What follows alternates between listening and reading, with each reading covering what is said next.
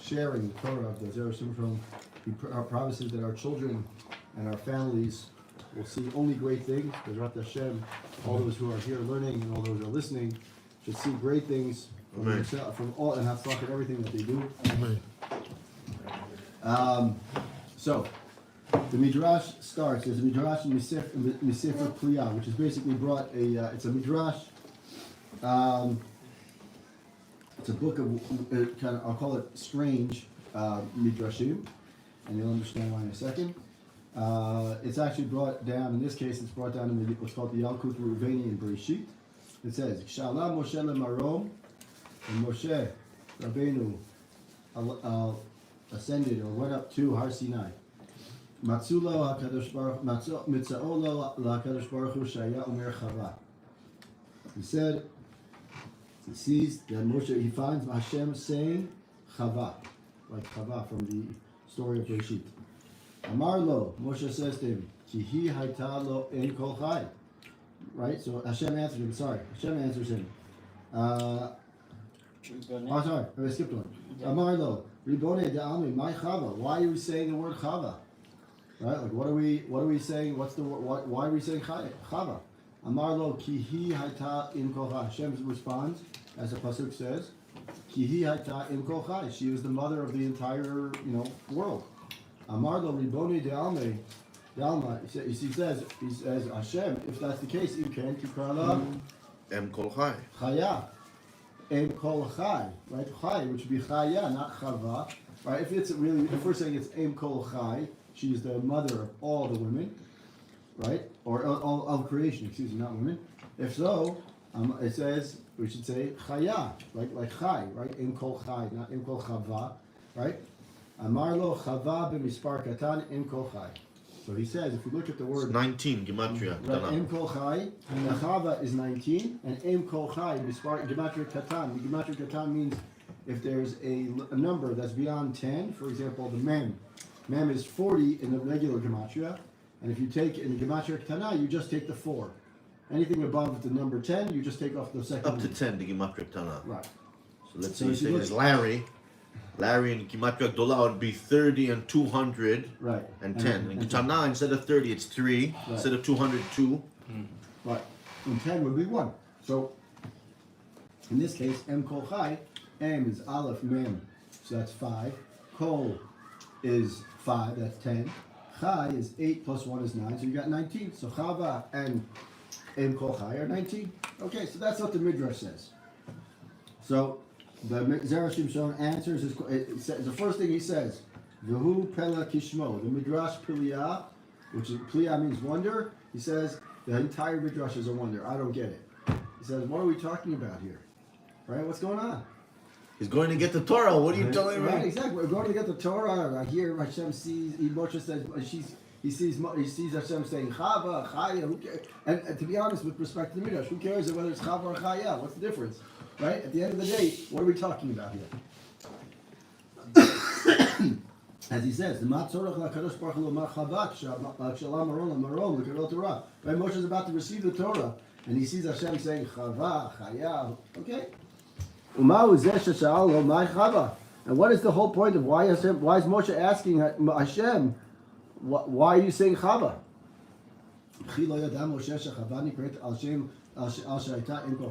Doesn't Moshe know that Chava was called why Chava was called Chava as opposed to Chaya or whatever it is?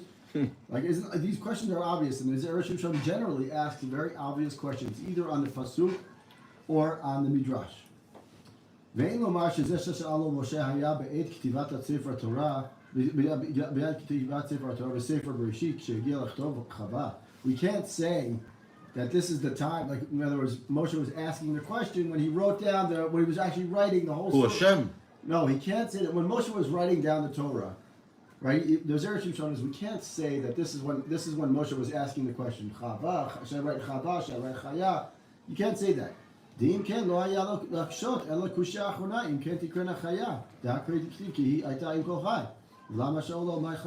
Right? If we say that this whole it was during the time when Moshe was writing, yeah. then it says En Kol Chai. So then why even mention the word Chava? right? In other words, why would Moshe ask the word Chava? He should have just said Chaya, right? In other words, that's what the Zera Shimshon seems to be bothered by the fact that, or not bothered, but he's saying is maybe someone's going to say is this whole back and forth between Hashem was happening when Moshe wrote down the story, right? And therefore, because it was done when it was written down the story, so that's when he was asking the questions. But he says that doesn't make sense because the pasuk reads in Kol Chai, so then Moshe should never say the word. Should have said the word Chava. He wouldn't ask why are you saying Chava? We're talking about Adam and Chava. If we're in Bereshit, we're talking about Adam and Chava. Then I'm not going to ask you who Chava is. Exactly. So he says, "V'od ma'u haremes shechava mispar katan im kol chai." Like, okay, so big deal. So it's a mispar katan. That's nice and cute, but like, what's the whole remes behind it? So it's basically the single. It seems like a very wondrous as the name of the midrash itself. The whole midrash, this whole book is called the Midrash Pliyah. This name of this midrash. It's like I said. It's very the midrashim there are very strange, wondrous, kind of unique midrashim. Not that midrashim in general are not unique, but these are even more unique. Okay, so we have one answer that I think is going to be impressive and a nice Dvar Torah for all of us to give at the Shabbos table. Okay, so it says here, "V'yuvan b'may da'amina b'midrash Rabbah al pasuk," and this is why he brings it in this week's parsha. In this week's parsha, what do we say? Ko tamar lebeit Yaakov elu hanashim v'lama lanashim tchila kedei sheyu megadlot b'neihem laTorah. So it says, what does it the pasuk say? The pasuk says, "Ko tamar lebeit Yaakov v'tagid l'bnei Yisrael." So it says, where do we get the Sukim? Of course, we're going to get the Shmos? Yeah, here we go. So it says, Shmot, here we go. Okay. Look at that. Open up almost the exact page. Okay, so it says, you'll be a wondrous, a leader of kings, a kadosh, a nation that's holy. Elad Varim, sorry, excuse me. Look at that. Sorry. I had Moshe Allah El Elohim, Moshe cry la Hashem min ha'ar lemol ko tamar lebeit Yisrael, lebeit Yaakov v'tagid lebeit Yisrael. Rashi on the spot says, Elu lebeit Yaakov elu hanashim, v'tamar v'tagid lebeit Yisrael. Rashi says, Peresh lezacharim dvarim hakashim kibidim. Explain to the men the things that are difficult like sinews, the things that connect the muscle. Because Tomar is Lashon Racha and Deber is Lashon Kasha. Exactly. Okay. So he says, "Kshalam Moshe melamaro matzak shakadosh baruch hu omer chava klomar shaTorah hi notna lenashim tchila." Right. So he says, "Is what happened." Moshe, when he goes up, he says, "Hashem was telling him Chava first teach the women." Right. Exactly. So exactly what he says here. Look what it says. He says, "Is klomar shaTorah haya notna lenashim tchila." Amar lo mai chava klomar lama nashim tchila. Amar lo ki hi hayta en kol chai b'shvil shemegadlot b'neihem letalmud Torah. So he says is why do we give it Chava? Why Chava? Right? So he says is because we give it to the women first because they are responsible for raising their children for Talmud Torah. Right? Now what does that mean? So it says meaning their role as mother is there. If you think about it, when does the father's role start? The father's role as educating the child is at least at the minimum is age 3. Between 0 and 3, It's the Imam. it's the Ima, right? She loves them, she cares for them, she instills them with some sort of basic Torah, like just the Ava and that extra stuff that, with respect to men, that don't necessarily are not always the best at it, right? And also, when you get to the point of age, when the child is at the age of learning Torah, then the father gets involved, either whatever age it may be, and that's why it says Tagid b'nei Yisrael. That's why it says Tomar lebeit Yaakov. That's why it says Tomar Lashon, which is like you said Lashon Rakah. Tagid is a little bit stronger. V'alzen nikret em kol chai, and this is why it's called, and this is why she's called an em kol chai. As it says, what it says in the Masechet Ketubot, Minayin she'ola imo. What is the source out of a marriage? A woman whose standard of living just prior to marriage was lower than his standard. But if her standard was higher, her standard was not downgraded. Rabbi Elazar Amar Kihi Ha'ita En Kol Chai. because she was the mother of all living. L'chaim nitna. This teaches that Chava was granted as a wife to Adam for the sake of life.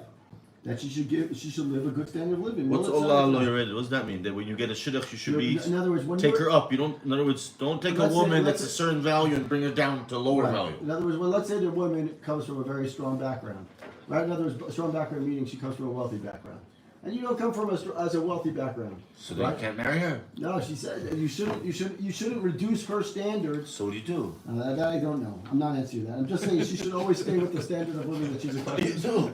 That I don't know. The Maharsha, so Peresh Maharsha, the Mitchila Kra Isha. First, Adam says, calls her woman. Isha. Dichtiv Lezot Ikare Isha. Kime Isha Lukach Hazor. Right? First, he calls her a woman. Right? In other words, Ish, Milashon Isha. Right? Which is the feminine version of Ish. Lachar Shechatan, after she sinned, Chazal Likro Chava. She called her by his name Chava. It's a big limud zchut. There's also, I think, a Jewish that says Chava is Chet Vav He, because she mafrid ben Vav He. Yeah. With the Chet of the. Kadesh lo yomru she'adam bigdulata b'shvil hachet. Elachar hachet hi bigdulata. L'shvil she'ayta im kol chai shekol bnei haolam ba'al mimena. So he said, in fact, he says is yes, maybe she sinned, but he says is so that way we don't say that maybe because of the sin she went down in her. She's still called Em Kol Chai. She's still called the Em Kol Chai. Excuse my level of understanding or any of this, but there was no standard of living with Adam and Chava. There was nothing. They were both naked for, they had no money, they had no anything. But they were taken care of completely. Yes, they were taken care of completely, but there's no going up, there was no going down. There was just what it was. The difference is not necessarily about the standard of living. It's about what their terminology is. One before the Chet, Adam calls her Isha, woman, and then after the Chet, he starts calling her Chava. And you might think that after the sin, if you're a poor guy, you could lower the rich lady to marry you. Right. So said no, she's still an Em Kol Chai. You have to keep her on her level. She raised him. So why would he go to her? Because she's below now. Well, that's the point. That's exactly the point. The point is that she's not lower. She's still Em Kol Chai. She's still the mother of everything. Even though she's whatever. Okay. You can read the English. If you read the English a bit, it'll also explain. I did, and that's why I don't. It says here. Look what it says. After she sinned with the forbidden fruit, Chazar Likota Chava. He called her by her new name, Chava. Kidei Shelo Yomru, in order that people should not say about her that she was lowered from her prominence together with her husband because of the sin, and that Adam's curse that led by the sweat of his brow would apply to her as well as would be implied by the name Isha. Rather, even after the sin, she remained in her state of prominence, Em Kol Chai, right? Since she was the mother of all living. Shekol bnei haolam ba'u mimena. Therefore, Adam called her Chava to indicate that despite his living as having sinned and been cursed with difficulty in earning a living, she was not dragged down by his sin. Right? The first, that a woman's standard of life. Okay, that's the Gemara infers that. Now, what now he says? Look what he says. And the kasher, hello, shalosh shutafim yesh ba'adam. Right? Don't we have three partners in marriage or in life? Right? What do you have? Hashem. Good. Gives the neshama. Right. You have the father. The Abba gives the bones, and the Ima gives the blood. The blood, right? Exactly. That's in Kedushin. Right? What happens? You have only 1/3, right? And you have three parts. That means each person is part. So why are you calling her Em Kol Chai? Right? So why are we all consider her the descendant of Chava and not Adam? Right? The reason is that the woman raises her children in preparation for the Torah study. Since the mother is the primary rearer of the young children. In fact, we say later in Sanhedrin, right? It says that the role of raising children, the role that is filled primarily by the mother, is even more significant than the bearing of children. Right? There, the Gemara cites a verse that states that Michal had 4 sons. Shemirav Yalda. Mirav Yalda, right? Michal Gidla. There was a lady. Right, Mirav Yalda, Michal Gidla. V'nikru al Shem Michal, because raising the children is more significant than bearing them. Right? He calls them Michal's children. Tichtiv asher Yalda Michal. V'chen nikru al Shem Ha'isha. So what have we learned so far? We're learning Torah Yud Aleph. So it says Torah 11. 11. It's also like Bat Paro. Right, exactly. But He had a name that he was named by his parents. well, whatever the name was, we don't know what it is, right? But I mean, Tuvia or whatever, right? Or whatever. Victor, right? Yeah. But you're right, exactly. So the same idea that the concept is page 388, if you want to look at it in English. So the concept is that the women, even though the point is that we look at the order of the pasuk. What is the Zera Shimshon bothered by? To kind of give a quick summary, the Zera Shimshon is bothered by the fact that you have this strange midrash called the Pliyah, which means wondrous, and indeed is wondrous. And it's a strange midrash in the fact that it doesn't really explain to us what's going on here. Moshe goes up to Hashemayim when he's getting the Torah. He sees Hashem saying the word Chava, Chaya, whatever, and there's a strange conversation between the two of them. And so the Zera Shimshon asks the question: why do we have to even go into this whole conversation that Hashem has with Moshe about Chava, Chaya, and the gematria? So he answers the question by saying is that if you look at the pasuk in this week's parsha, right before Bnei Yisrael get the Torah, it says Ko Tomar Beit Yaakov Elu Anashim V'Lama Lanashim Tchila. Why do we give the Midrash asks why do the women get it first? Kadei Sheyu Megadlot B'nei the Torah, because the women need to get the basic structure in order so that they raise their children properly. Right? The men only wait because their job and responsibility only starts later. Right? So what he says is that the women get the first taste of the Torah because they're the ones who give the children the first taste of the Torah. So he says that is exactly the whole point here is that even with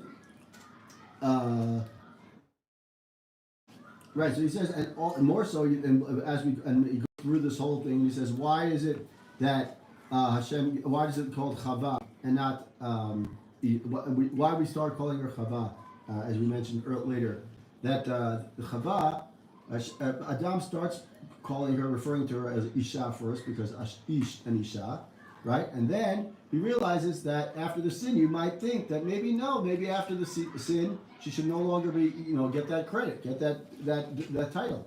And he says no. Adam started calling her Chava, and from there the Gemara learns that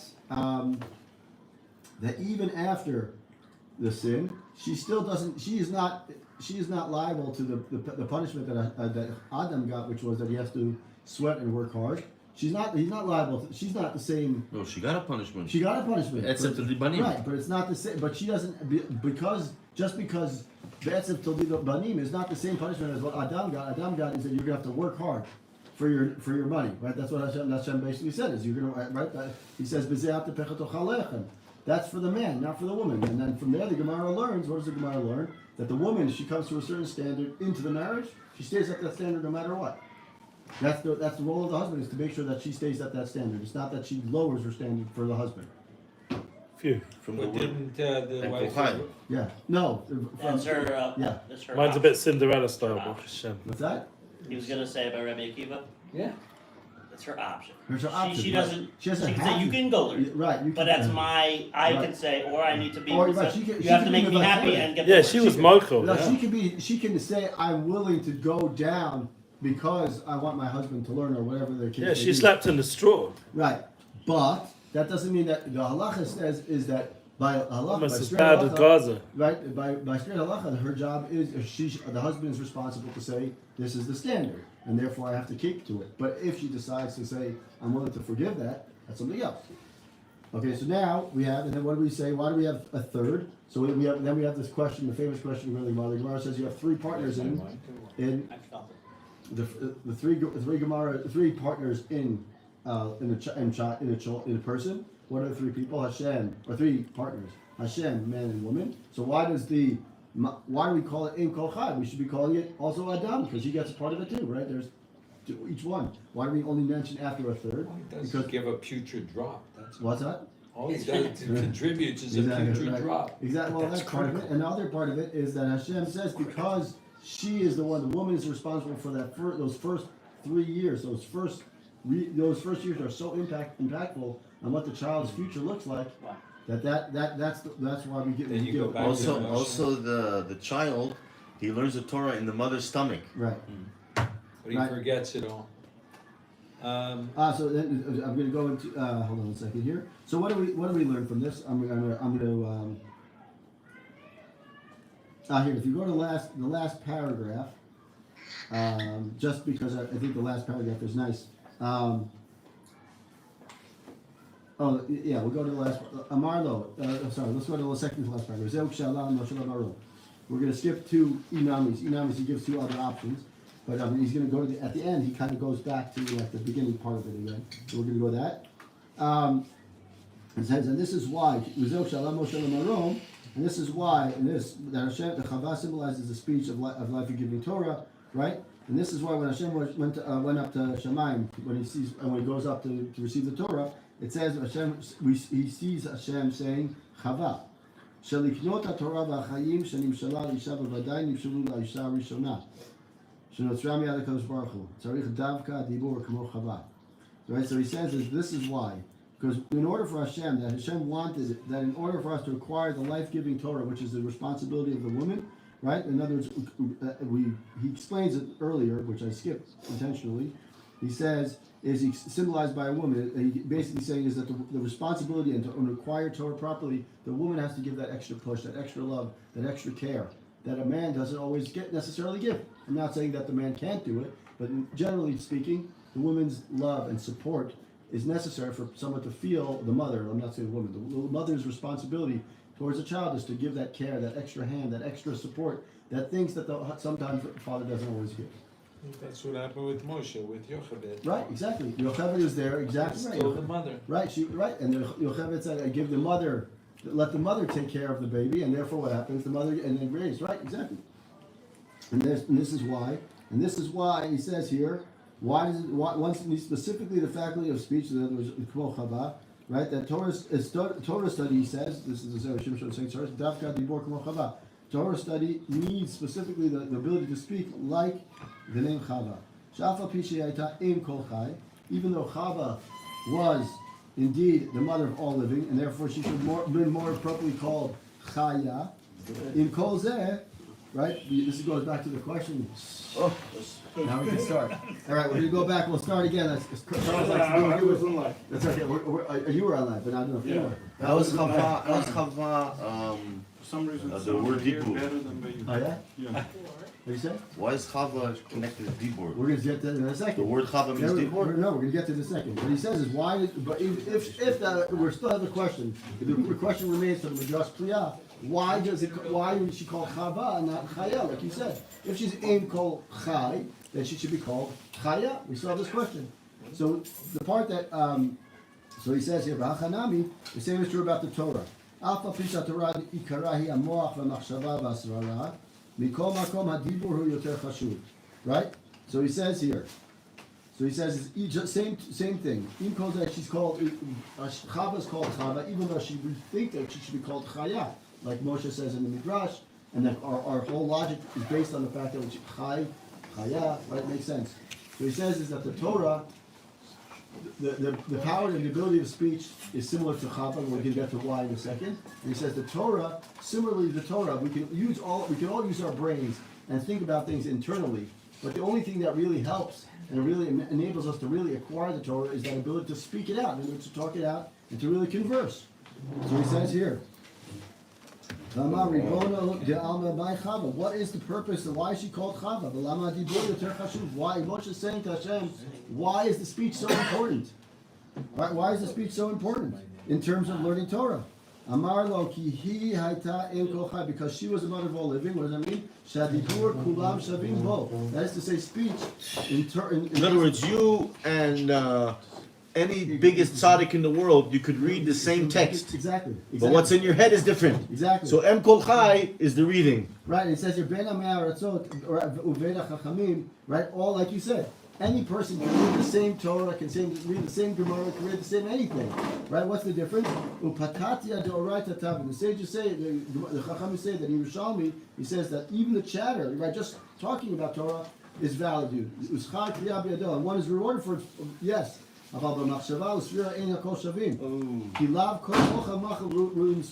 says, since not every mind is suited for logical analysis, in other words, not everyone's brain is the same. We can all read the same words.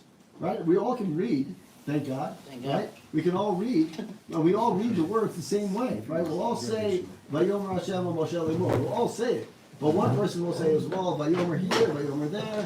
Right? You know, that's pretty typical when the 12 tribes brought their offering. It was all the same, but it meant different, Exactly. That's the same exact differently thing. for them. Exactly. That's exactly what he's saying. He's saying is that the Chachamim, the people who are, let's call it the leaders of our generation, and the people who are simple-minded can both read the Psukim the same way. The difference is how they analyze things in their brain. Right? Interpret it. Thank you. That's a better word. Right? Now he says, okay, now we'll go back even more. It says, Amar lo im ken tikrena chaya. If so, that if we say that shehu shayach yutrena im kol chai. Right? So now we even explain it even more. He says, if so, let's call her chaya. Right? Because whereas chava is derived from the word, right? In other words, is a derivative form. Chava is a derivative form of the word chaya. Nishma mina minami. At the same time, it also applies to dibur yoter ikar. That speech is a simple aspect of Torah.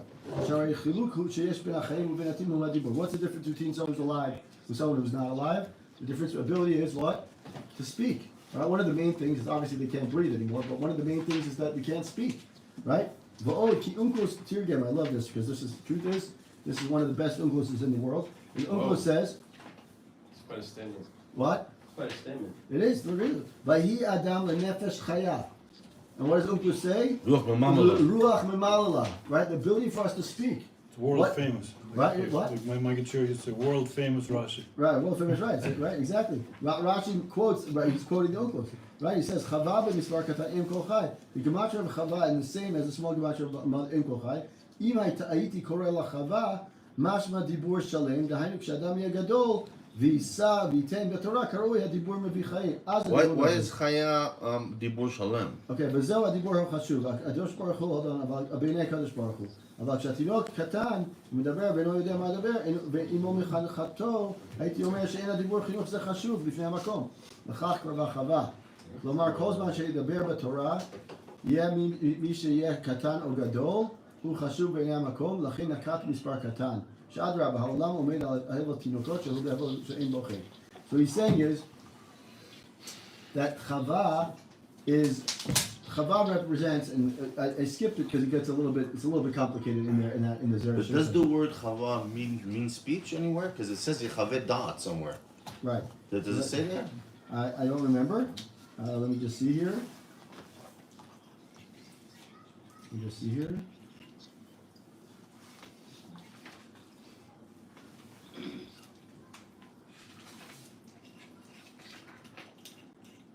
Doesn't mention it here. But he says, but the idea is that Chava represents an aspect of what's called smaller-minded talking conversations, right? Which is what happens when a mother talks to a child when she's younger. She does the smaller stuff. She does the cooing, she does the loving, she does the Soft a bit? a little bit, yeah. So she says, she mentions that kind of conversation. That's what the mother does. And if had Hashem called her Chaya, which is like let's call it the older, more mature, then people might think, this is what the Zera Shimshon says. He says is that people might think that that's the only car of the conversation. In other words, it's only the talk that the logical, the high talking between Chachamim. And he says, no. The chatter of Torah is just no matter what. Just like a woman when a woman speaks to her child when the child is young, and she does those small, caring signs of love and caring of raising that child. Those words, those things make a huge impact in the child, right? So you might think that stuff has no meaning, but he's saying is, if we look back, that's why the woman is mentioned in Kol Tamar L'Vnei Yaakov, the Tagid of Kol Tamar L'Veit Yaakov. Excuse me. He says L'Veit Yaakov. That's what Rashi and the Gemara and the Midrash says that referring to what? Referring to the women. So he says this is the value of the women is that the women have that first responsibility to raise the child. And that first responsibility, even though the conversation itself is quote unquote less, high level, less impressive, that like the Torah that happens after the child learns to develop and speak, that talking, that speech, and that conversation that they have is even on a higher level, and therefore that's why the woman is mentioned first in the order of which Matan Torah, and also mentioned as Chava is mentioned. Chava is representative of a conversation that happens that doesn't necessarily, it's like that smaller chatter that happens in between the bigger conversations. So yes, everyone can speak, can read, we can all read the same words like you said, right? Even Chachamim and Shutei Am can read the same Psukim, but the point is that the brain develops at a different pace, and so some people have like this wondrous ability to develop, but it only is because the woman was able to help the child grow up And that smaller conversation happens first, and that small chatter that happens between a mother and a child, that connection happens early, and that connection is really what the power of what the woman is able to do to her child. Beautiful, wow. First one. We'll be back in a few minutes. Yeah. What a There's another beautiful good Torah. Wow. Oh, Robbie. Yeah. Baruch Hashem, we got all One of kinds my of- favorite vegetables. It's the Israeli version of jicama. You know jicama? Yeah. It's the same thing.